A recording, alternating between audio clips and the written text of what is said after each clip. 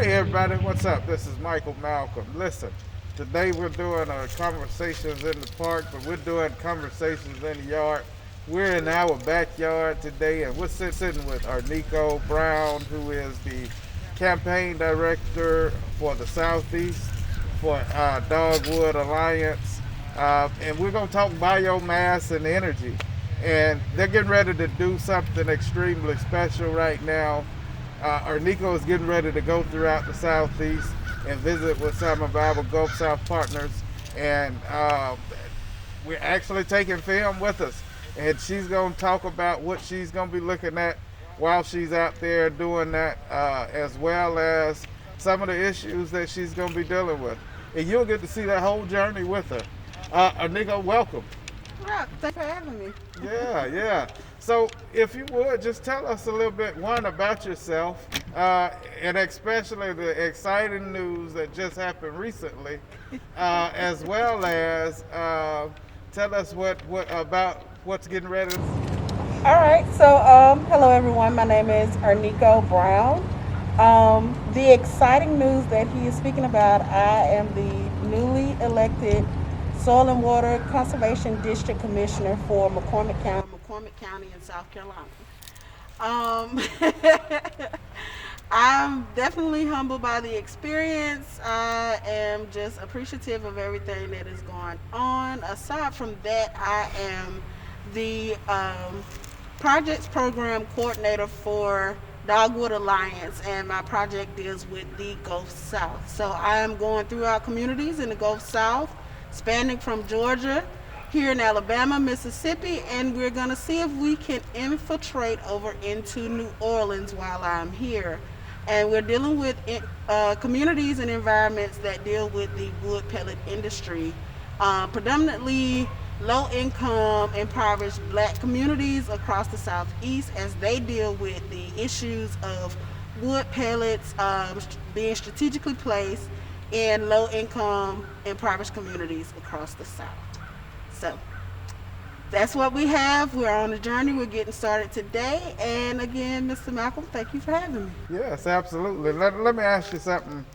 What states, cities, who are you going to see on this tour? Okay, great. So, of course, today I'm here with you here in Alabama. We're headed, after this, we're going to be in Jackson, Mississippi. We're going to be in Gulfport, Mississippi. And we're also going to be in New Orleans, Louisiana.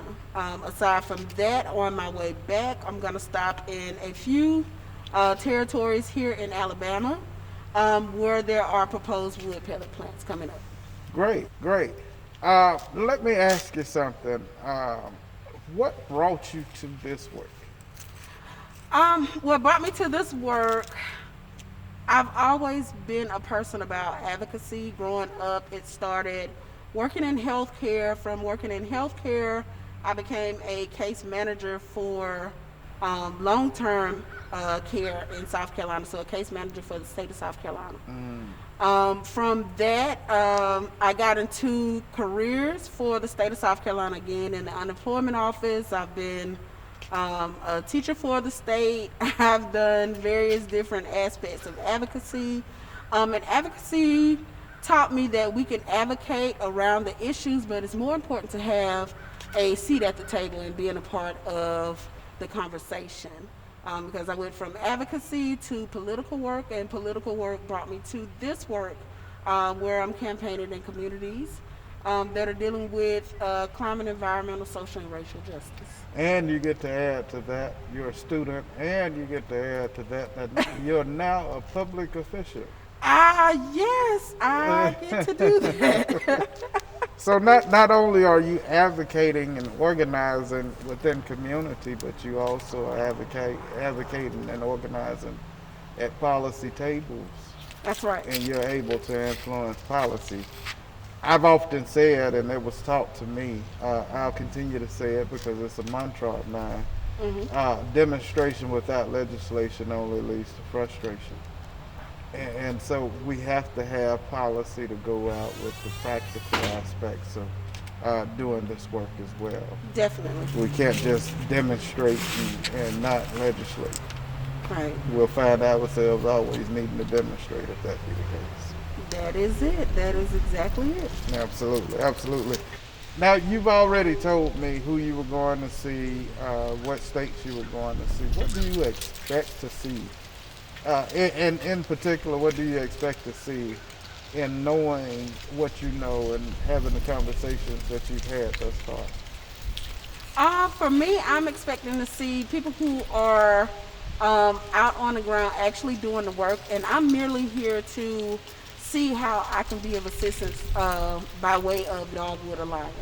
I myself am a part of a community in Greenwood who is affected by wood pellet plants, particularly in Viva.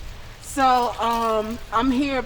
I'm personally driven here for the conversations, but from a professional standpoint, being able to utilize my work, my job, and my position within Dogwood Alliance to raise awareness in communities, to amplify those messages, and create collective calls of actions across the Gulf South so that we may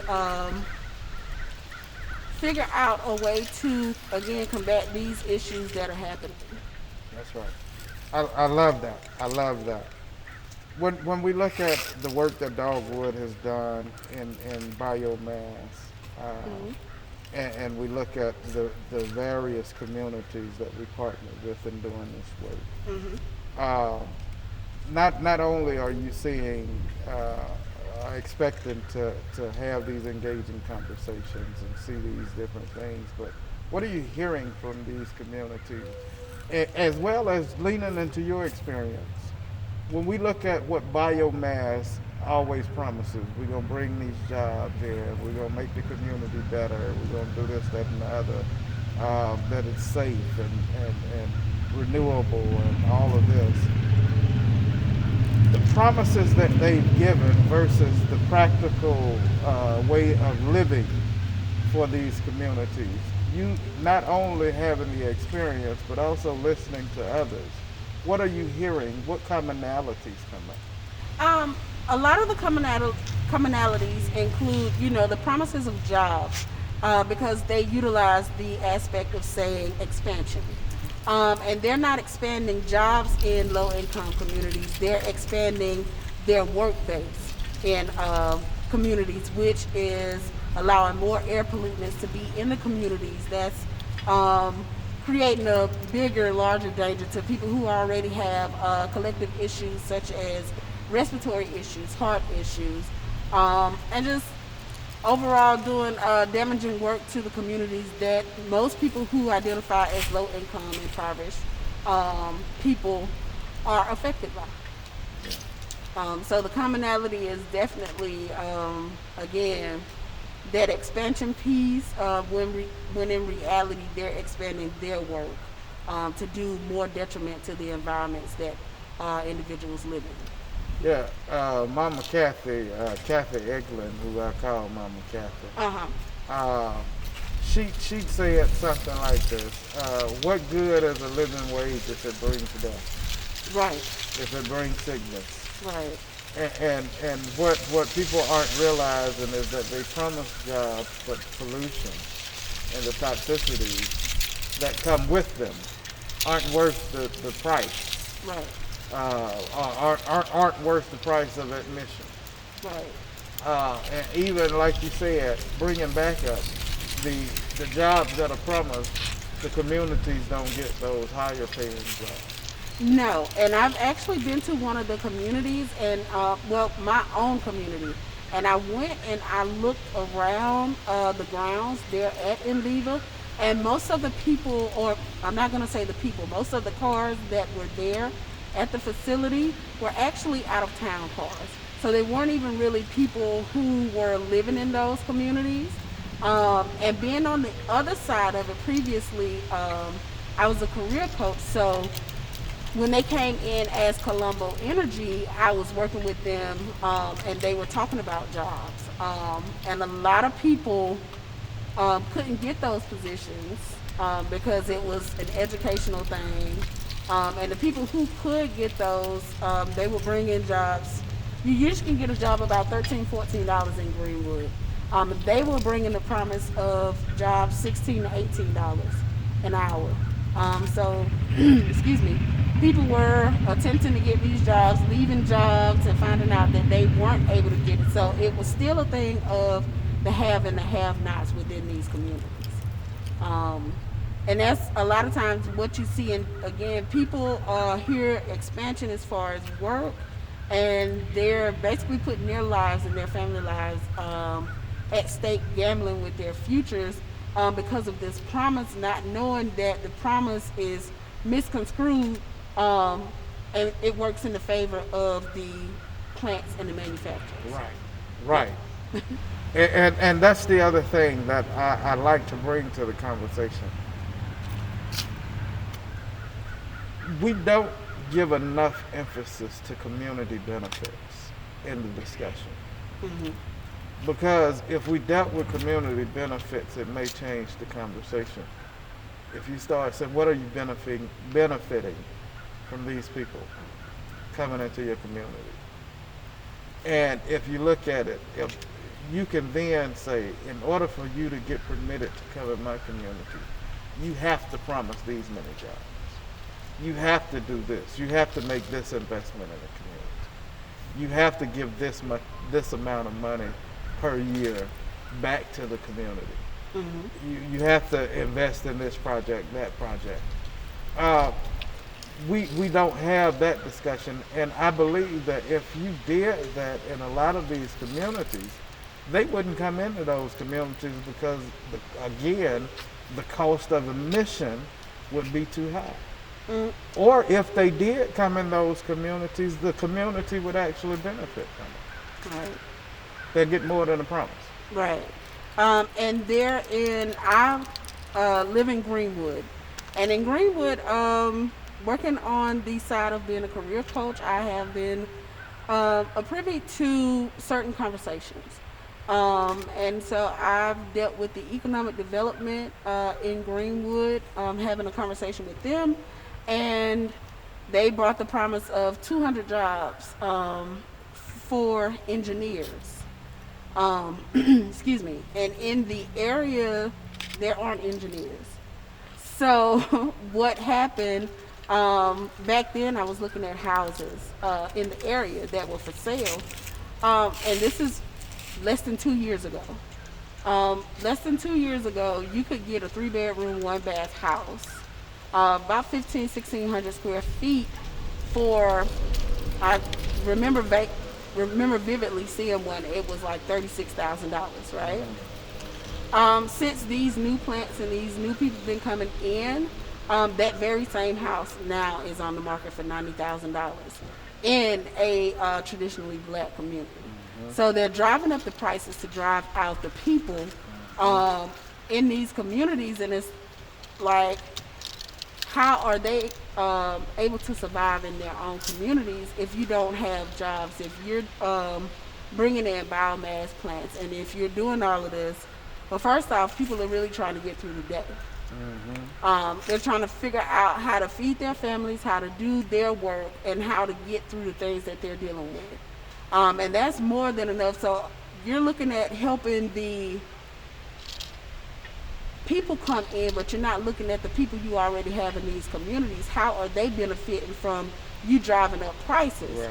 And how are they going to be able to live day to day off the jobs that they have? And how are they going to be able to do what they need to do? Well, not only do they drive up prices, but they also drive down prices. Right. So the industry comes into your community, they pollute your community. They're not paying to be in your community because Right. oftentimes they're subsidized. Right. And so the tax property or the property taxes that the community would get, then they're not getting. It's actually being paid to the industry that's polluting them, and that pollution is driving down the property value. Right. So you are paying. Next thing you know, you're upside down in a house that you've been paying for 40 years for some of them that have long-term loans on their homes or mortgages on their homes, and the house isn't worth the money that they originally invested in. Right. And so they're being robbed not only of health but of wealth as well. Right. But let's tie that into the energy burdens that they also have to deal with in those communities as well. Because of the lack of investment from these industries, oftentimes those houses sit in dilapidation. And because they sit in dilapidation, their energy bills and energy burdens are disproportionate because they spend more money trying to cool the outside than the inside of their homes. And nobody's talking about the fact that these connections are being made, and biomass and energy justice make a strong connection with one another, because the same production with biomass is what drives the energy, or the same production with energy is what drives the biomass industry. And so we've got to start looking at the economic burdens that people have to face behind these as well, which goes into the reason why a lot of people sell their forests, sell their land, sell their trees in the first place, because of the economic injustice that's driving their decision making. Oftentimes they're not just going into these communities that are black, but they also go into these rural communities that are economically oppressed. And so they go in and they are promising all of this stuff of economic upward mobility, and people biting on it because they got another choice. Right. Which is definitely one of the places that I come from. I'm from McCormick, South Carolina. So McCormick is a very rural area, and they bring the promise of several different things. And as I stated previously, being a career coach at SC Works, I've worked with partner organizations there, and it's called Gleams. And Gleams has a LIHEAP program. And within that LIHEAP program, they have funds available for people who can't afford to pay their light bills. So I've seen light bills people have had that have been as high as $700 for 1 month. And these are elderly people who only get their, once a month benefits and can't afford these things. But the thing that I did not know is with, I started a fellowship with We Own It. And what I didn't know is it's a board that decides what people pay on these bills and in these communities. And the higher the cost for the people, the higher the bonus they have to put in their pockets. And those aren't the things that we look at, because in that community, again, those people, they're only looking at, I have to pay this bill. Yeah. It doesn't matter where it comes from. I've been paying this long. I have to get this bill paid. Yeah. Not knowing that there are people who decide, and with people deciding, it's a membership, it's a members platform, and within those members, the people actually have the power to overturn those people and elect somebody on that board that looks like them, that identifies with them, that can do the work in the community. So having somebody in that position to say yes or no and standing on behalf of the people means a lot more than just going to pay that bill. Yeah. But now that's for a co-op, but the same model for the most part exists with the Public Service Commission. Yes, it does. And so you still have now in most states in the Southeast, they are elected officials. And so you elect officials to sell off your resources. And basically you've elected auctioneers versus people that are there to protect you. And they make those decisions that allow those permits. But nobody's holding them responsible. Not only do we need somebody to look out for the people, but we also need somebody to look out for the planet. Right. That will put planet and people above profit. Right. And unfortunately, we don't have that until you came along because now you're a commissioner and an elected official. And so you'll be able to tell them people what to do about themselves when they come trying to pollute your people. And see, that's the thing that I always say is never enough to organize around the issue. We have to have a seat at the table. And for me, what actually started me on the journey as far as the elected official, I honestly went home to vote. And when I went home to vote, there was nobody on the ticket. So I was like, well, you know what? I'm going to do this. I'm going to run for it, not knowing that there was actually somebody else running for the position. And so people who are concerned, we have to create an intersection between these issues like climate, environment, social justice. We have to create an intersection for that as it relates to policy. Because we can organize all day around this issue, but until we actually get to the table and have that seat and are a part of the conversation, there's little to no validity in what we're doing. That's right. And it's important that we have people like yourself who are people from that area, from Right. that location, that are making decisions because you have the community in mind and you have the planet in mind because you have the knowledge and you have the experience. Right. Yeah, yeah.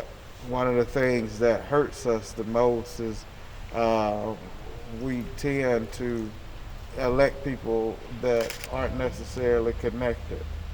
And those who we elect that started off connected somehow wind up becoming disconnected. Right. For so many people, the thing that I tell people, don't elect people because they're popular. Elect them for the purpose. Are they connected to the issues? Do they align with the things that are going on within your community? Because, I mean, you can have a good face to what you're doing, but who's going to do the work? And we need individuals out here to do the work because our planet is diminishing as we speak. Absolutely, absolutely. Listen, thank you. We Thank look you. forward to riding with you. We look forward to being with you on this journey and listening at all that we can learn about biomass and taking the people on this journey with us. Most definitely. This has been Reverend Michael Malcolm, the People's Justice Council, and today, as always, we offer to you love, peace, and light.